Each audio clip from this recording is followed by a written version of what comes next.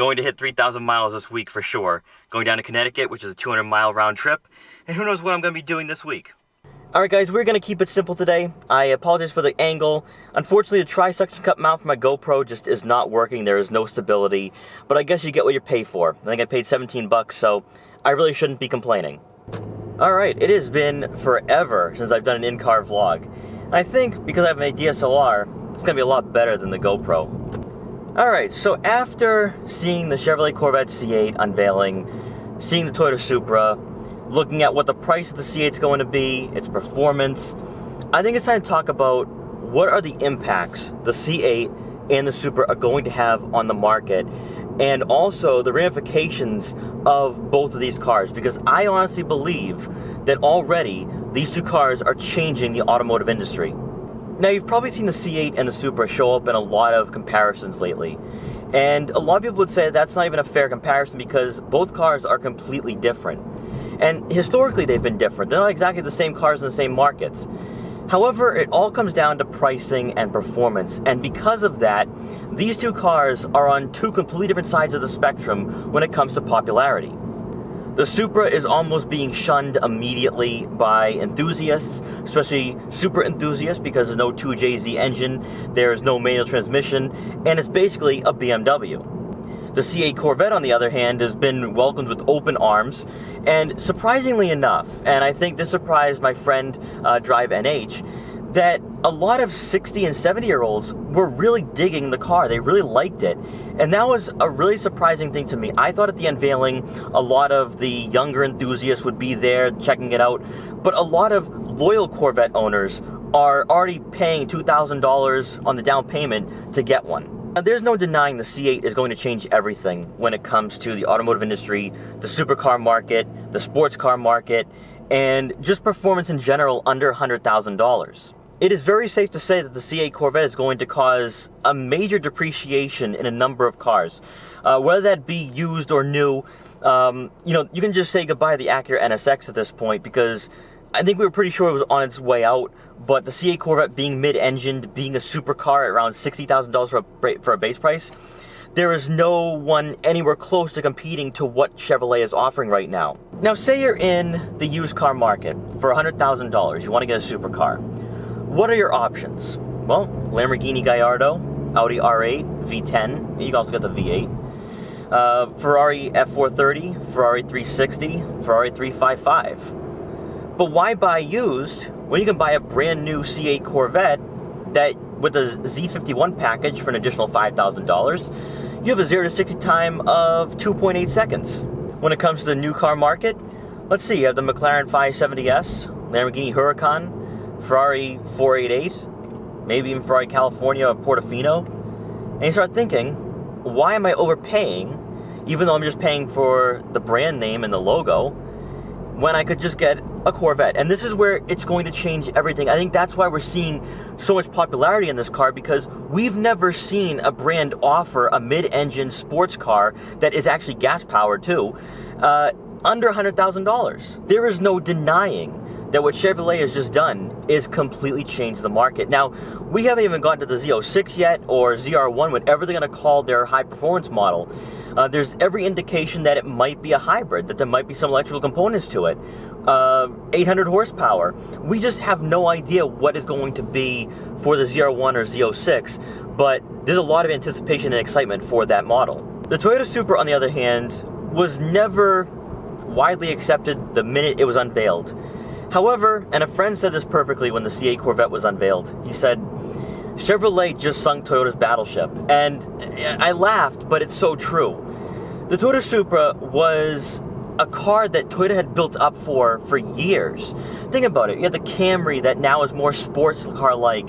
They changed their entire lineup to get away from being, a brand that's for people who hate driving or just, buy a car from A to B. And the Toyota Supra was going to change everything. Well, unfortunately, that is not the case, and a lot has to do with the enthusiasts who don't like the fact that BMW really co-developed the car, or the fact there's no 2JZ engine, or there's no manual transmission. The Toyota Supra was doomed from the beginning when it started being the press releases and when it was unveiled, and it just hasn't caught on. However, I think there is actually hope for the Supra in the long run, much like the Mark IV generation, because think about it. The Toyota Supra was never really a popular car in the United States. It wasn't popular until Fast and Furious. So all the Mark V really needs right now is a movie or, a YouTuber like the Stradman to make it popular, and here is where I think there's a lot of hope for the new Supra. Now, the Stradman is one of the first YouTubers out there to get his hands on the new Supra. He flew all the way out to New York to get one because the East Coast got the Supras first. Now, he's already thinking about putting on an exhaust. He wants to do all these things to it, like a body kit. And you gotta think, maybe there is hope here, because unfortunately, the aftermarket for the Supra is going to be extremely expensive. I think the manual transmission swap is like $12,000, so I don't know exactly how many people are going to actually go through with it on the purchase, but there is a very big aftermarket support system for this car. Now, in my opinion, I don't think the Supra is going to do well in the new car market, and here's why.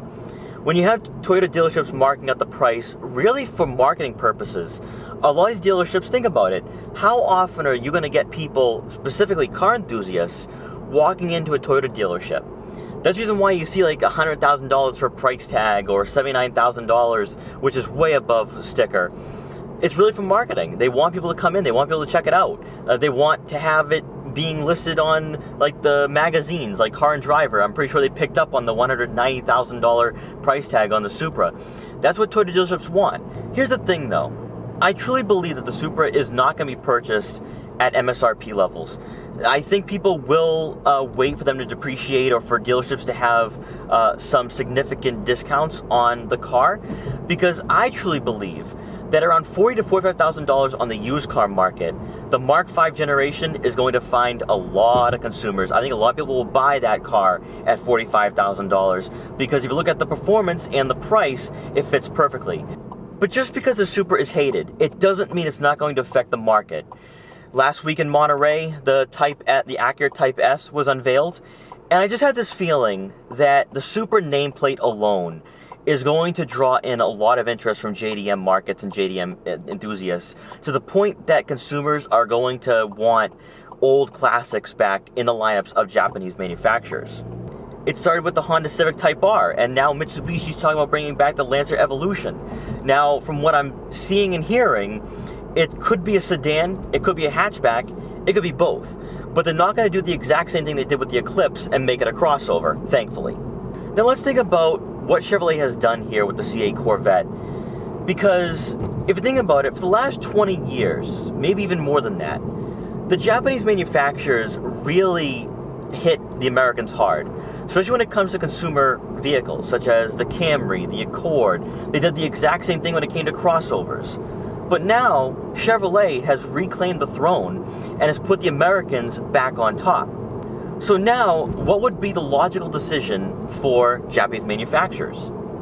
Just like with Chevrolet making a sports car for the average American, it is time for the Japanese manufacturers to make performance cars for younger enthusiasts. And I'm not talking like the Toyota GT86. There needs to be something that enthusiasts really want to drive, that really want to have fun behind the wheel of. There needs to be something out there. The Honda Civic Type R is a bit expensive. I'm pretty sure that the Lancer Evolution will be expensive as well. There needs to be something else. Well, Toyota has that covered. They're talking about bringing back the Celica or MR2. Now, I hope they get this right, because most likely it's going to be in co-development with Subaru. Now, the GT86, in my opinion, and I've always felt this way, I never liked the GT86. I just didn't. I think that it was, yes, it was probably a track-focused car. You have fun. It was cheap. It was affordable, like a Scion TC. But was it really something that a lot of enthusiasts really wanted? And I'd say absolutely not. Toyota, on the other hand, needs to come up with something that enthusiasts want, like a Celica or an MR2, something that's actually going to have long-term value on the market. Like the old MR2s, people still want those. The old Celicas, people want those. So Toyota needs to really think about this for a second. Maybe replace the GT86 with a Celica or MR2, but make it something really fun and awesome that people really want to own and drive. Now let's summarize all this up. The C8 Corvette going to change the automotive industry as a whole. Mid-engined in $60,000 price range to $80,000 price range, which with the Z51 package is quite amazing. You have a car that really has a lot of potential. You have the ZR1 or Z06 that could be hybrid or electrical, could also be all-wheel drive, which would be an amazement. It's also going to change a lot of things when it comes to the American manufacturers as well, because Ford has talked about bringing a four-door Mustang. I think they should do it. I think they should do it without hesitation. Find a way to make it happen, because I think in this day and age, anything is possible. If Chevrolet can do a great mid-engine Corvette and people actually want it, I think Ford can make a four-door Mustang and people will actually buy one. But when it comes to used car prices, now most likely Lamborghini Gallardos will stay at $100,000 just because of the brand and the name. But the Audi R8, V10, or even the V8, that will drop. I think we're going to see a lot of cars drop. The Aston Martins, you can get an Aston Martin Vantage for around $70,000, older one. That will likely drop. Can't imagine where a Maserati Gran Turismo will drop at this point, or even a Porsche 911 997. So I think there's a lot of opportunities here. Even if you don't want to buy a C8 Corvette, the other cars on the market that are in the same price range, they might depreciate and you might get a really good deal. Now, a number of people have said that the C8 Corvette is going to get very old rather quickly just because of its popularity, which I have to agree. Think about it. In 3 to 5 years, the C8 Corvette is going to be everywhere. You know, when you have 3, 4, 5 rows deep of consumers looking at a unveiling or a pre-production model, and they're not there to just look at it, they're there to buy, it tells me the C8 Corvette is going to be extremely popular. Now, think about it from the Supra's perspective. It's not going to be very popular at all. I think they're going to have a hard time selling them, especially with dealership markups, and even at MSRP, not really sure how people are going to buy the new Supra. So both cars are coming from two completely different perspectives, and I think long-term could have two completely different impacts and also have two different legacies. Now, working in the Corvette's favor, there's a ZR1 or Z06, whatever they're going to call it.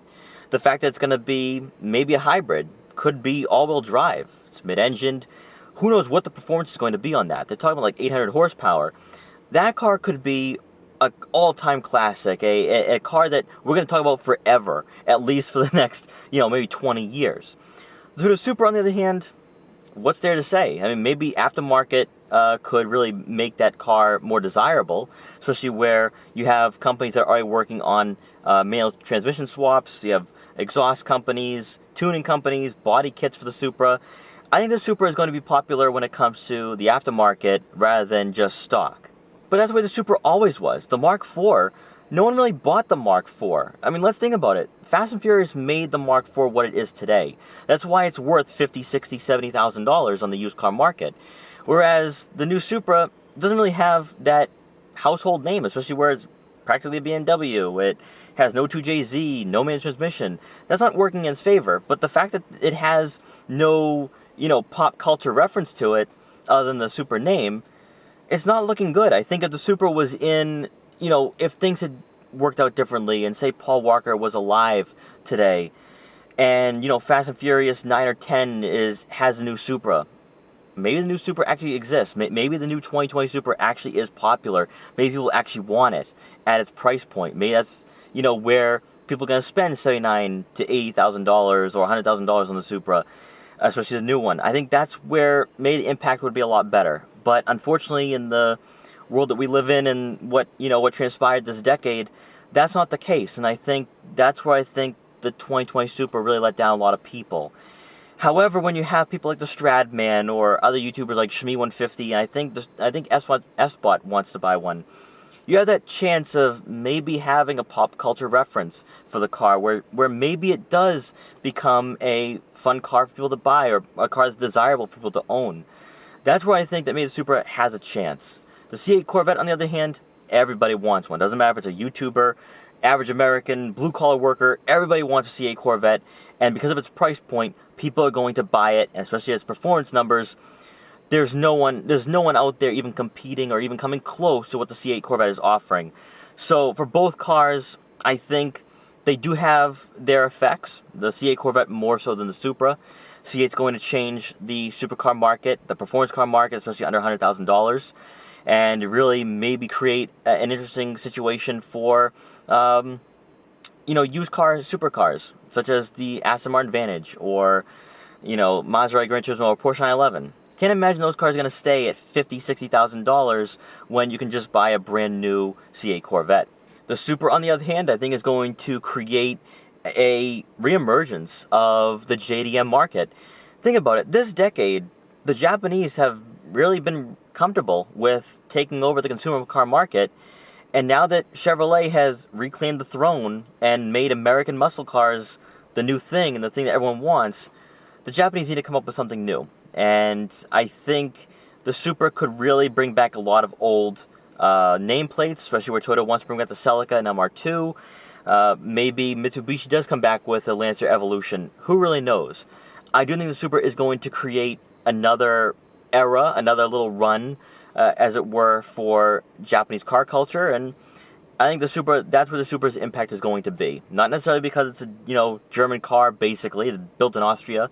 Or the fact that it has a Supra nameplate. I think it's just because it's going to have an effect on the Japanese car market. A lot of other brands like Honda, maybe Mazda, Mitsubishi, they're going to want to get back in on that, especially where there's going to be a lot of people interested in getting back in the Japanese car culture, especially if Japanese manufacturers play their cards right and actually make these cars cheaper than a C8 Corvette and give us really good performance numbers.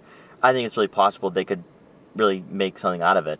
So guys, let me know what you think. Is the C8 Corvette going to be way too popular, or are you really excited to see this car, especially in person, but also see what the ZR1 or Z06 is going to be down the road? Let me know. Also let me know if you think that the Supra is going to be somewhat of a classic, just because not many people are going to buy it, but there is a lot of support for it in the aftermarket. I think the Supra, I think that it's being hated way too much, but who knows, maybe it's just going to be a big flop, and looks like it's going to be like that way already. But when it comes to used car market, around $40,000, $45,000 when the Supra starts depreciating, I think a lot of people are going to buy it just because of its performance and also because it's a really track-focused car. So I want to know what you guys think when it comes to the Supra and the C8 Corvette. So guys, thank you so much for watching this video. Please like, comment, share, and subscribe for more. And I'll see you guys next time.